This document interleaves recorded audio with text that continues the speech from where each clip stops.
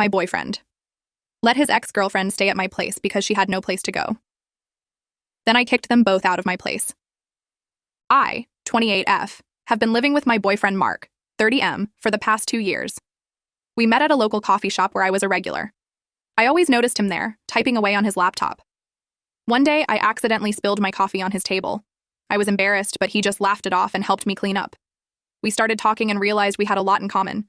We both loved hiking, were into true crime podcasts, and shared a weird obsession with collecting vintage maps. We began meeting up at the coffee shop regularly, and soon our coffee dates turned into dinner dates. Mark was funny, kind, and always made me feel comfortable. After a few months of dating, we decided to make it official. Everything was going great. We moved in together after a year, and I thought we were building a solid future. That was until last week when Mark dropped a bombshell on me. His ex-girlfriend, Sarah, reached out to him for help. Apparently, she had to vacate her apartment suddenly and needed a place to stay. Mark asked if it would be okay for her to crash at our place for a while. I was shocked. I knew about Sarah from the stories Mark had told me, but I never thought I'd have to deal with her directly. I told Mark I wasn't comfortable with his ex living with us. It just felt wrong on so many levels. He seemed disappointed, but said he understood. I thought that was the end of it. I was wrong. The next evening, I came home from work exhausted. All I wanted was to curl up on the couch with Mark and watch our favorite show. Instead, I walked into our living room to find Sarah sitting there, surrounded by suitcases. I froze. Sarah looked up at me with an awkward smile and waved. Mark came out of the kitchen, looking nervous. I lost it. I demanded to know what was going on. Mark tried to explain that Sarah had nowhere else to go, that it was just temporary. But all I could focus on was the fact that he had gone behind my back and moved his ex into our home without my consent. We had a huge fight. I told him how disrespectful this was, how it made me feel like my opinions and feelings didn't matter to him. Mark kept insisting that I should be more understanding, that I should be a nice human being. A nice human being? Was I not nice when I welcomed him into my life? When I supported him through his job change? When I nursed him back to health when he got that terrible flu? How was it not nice to want to keep my home, my safe space, free from his past relationships? The more we argued, the more I realized how differently we viewed the situation. To Mark, this was about helping someone in need.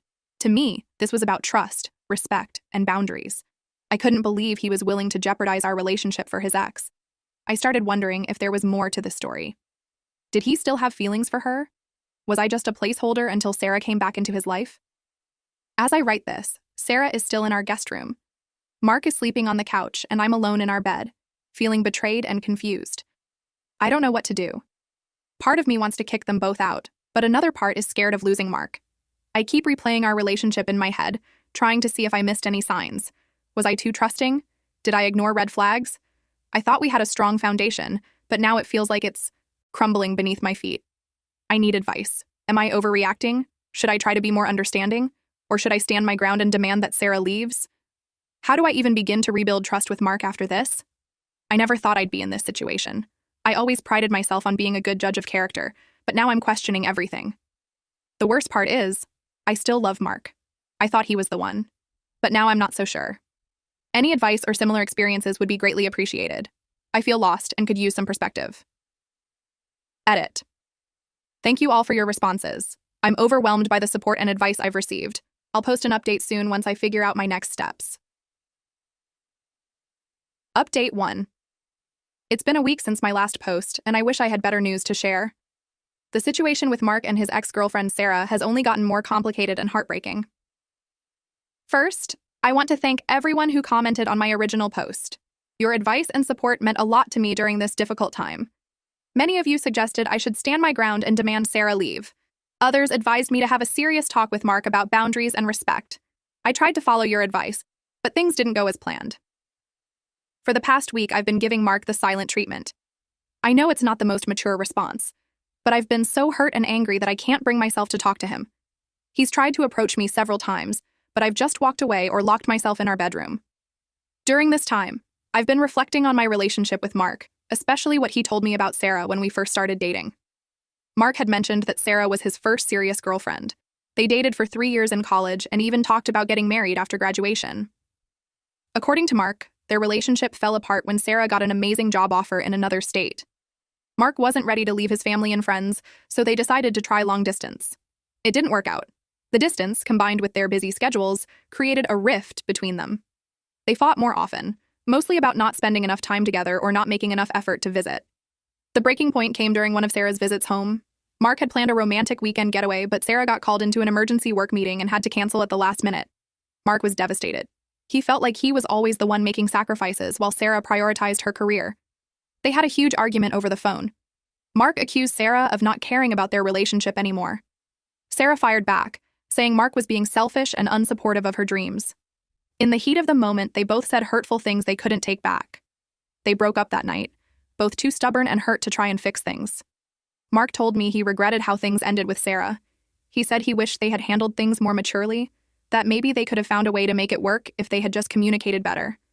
At the time, I thought he was just being nostalgic about his first love. Now, I'm not so sure. Over the past week, I've noticed that Mark has been spending a lot of time with Sarah, supposedly helping her find a new place to live. They're often out together, looking at apartments or discussing her options. I've overheard them laughing and reminiscing about old times. It makes my stomach churn every time. Yesterday, something happened that confirmed my worst fears. I had decided to treat myself to lunch at my favorite cafe, hoping to clear my head and figure out what to do about this situation. As I walked in, I froze. There, in a cozy corner booth, were Mark and Sarah. They were sitting close, heads bent together in deep conversation. What made my heart drop was seeing their hands. They were holding hands across the table, fingers intertwined intimately. They looked like a couple, completely lost in their own world. I couldn't believe my eyes. All the doubts and insecurities I'd been feeling came crashing down on me at once. Was this why Mark was so insistent on helping Sarah? Had he been lying to me this whole time? I wanted to march over there and confront them, to demand answers and unleash all the hurt and anger I'd been holding in. But something stopped me. Maybe it was shock, or maybe a part of me didn't want to face the reality of what I was seeing. Instead, I quietly left the cafe and went home. I spent the rest of the day in a daze, replaying that scene in my mind over and over again. When Mark came home that evening, acting like everything was normal, I could barely look at him without feeling sick. Now, I'm torn about what to do next. Part of me wants to confront Mark with what I saw, to force him to admit what's really going on between him and Sarah. Another part of me is scared of what that confrontation might reveal. Am I ready to hear that the man I love, the man I thought I'd build a future with, has been lying to me? I feel like I'm at a crossroads. Do I fight for this relationship, try to understand what's happening, and see if there's anything left to salvage? Or do I cut my losses now, protect my heart before it gets even more broken? I'm planning to gather more evidence before I make any decisions. I want to be absolutely sure about what's going on between Mark and Sarah before I confront them. It's not something I ever thought I'd do, but I feel like I have no choice. I'll keep you all updated on what happens next. Once again, thank you for your support and advice. It means more to me than you know. Update 2. It's been another week since my last update, and a lot has happened. I've made some tough decisions, and I wanted to share the outcome with all of you who have been supporting me through this ordeal. After catching Mark and Sarah holding hands at the cafe, I decided to investigate further. I hated feeling like I had to spy on my own boyfriend, but I needed to know the truth. Over the next few days, I paid close attention to their interactions and movements. I noticed they were spending even more time together, often leaving the house early and returning late. They always had excuses: apartment hunting, helping Sarah with job applications, or meeting up with old friends. But their body language told a different story. They stood too close, laughed too intimately, and shared too many inside jokes. One evening, I pretended to go to bed early but actually waited by the window. I saw them return from one of their outings. They lingered by Sarah's car, talking in hushed tones. Then, to my horror, I saw them kiss. It wasn't a friendly peck, but a passionate, lingering kiss that left no doubt about their relationship.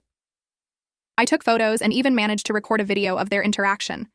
My hands were shaking, and I felt sick to my stomach, but I knew I needed evidence. I couldn't let them gaslight me or try to explain it away.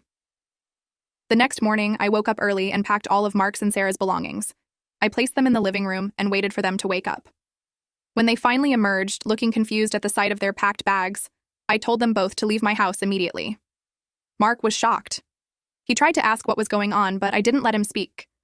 I showed them the photos and video I had taken. Their faces paled, and they fell silent. I told them I knew about their affair, that I had seen them at the cafe and caught them kissing outside our home. I said I couldn't believe how they had betrayed my trust, how they had turned me into someone who had to spy on her own partner. Sarah started to cry, mumbling apologies. Mark tried to explain, saying things had just happened, and that he never meant to hurt me. But I wasn't interested in their excuses or apologies. I told them I wanted them out of my house and out of my life. I said I deserved better than a cheating boyfriend and a deceitful houseguest. I made it clear that there was no chance of reconciliation, that Mark had broken my trust in a way that could never be repaired. They tried to argue, to ask for more time, but I stood firm. I told them if they weren't out in an hour, I would call the police and report them for trespassing. That seemed to finally get through to them. As they gathered their things, I sat on the couch, feeling a mix of anger, sadness, and surprisingly, relief. Watching them scramble to leave, I realized how much stress and anxiety I had been carrying around for the past 2 weeks. Before they left, Mark tried one last time to apologize. He said he never meant for things to go this far, that he had been confused about his feelings. I just shook my head and pointed to the door. Sarah couldn't even look me in the eye as she hurried out. Once they were gone, I broke down. I cried for the relationship I thought I had, for the future I had imagined with Mark, for the trust that had been shattered. But as I cried, I also felt a weight lifting off my shoulders. I knew I had made the right decision. The past few days have been hard, but also liberating. I've changed the locks, deleted Mark's number, and blocked both him and Sarah on all social media. I've reached out to friends and family for support, and their love has been overwhelming. I'm still processing everything that happened, but I'm proud of myself for standing up for what I deserve. I know there will be tough days ahead, but I also know I'm strong enough to get through this. To everyone who offered advice and support throughout this journey, thank you. Your words gave me strength when I needed it most. To anyone going through a similar situation, remember that you deserve honesty, respect, and true love. Don't settle for anything less. This will be my final update on this situation. I'm closing this chapter of my life and looking forward to healing and new beginnings. Thank you all once again for being there for me during this difficult time.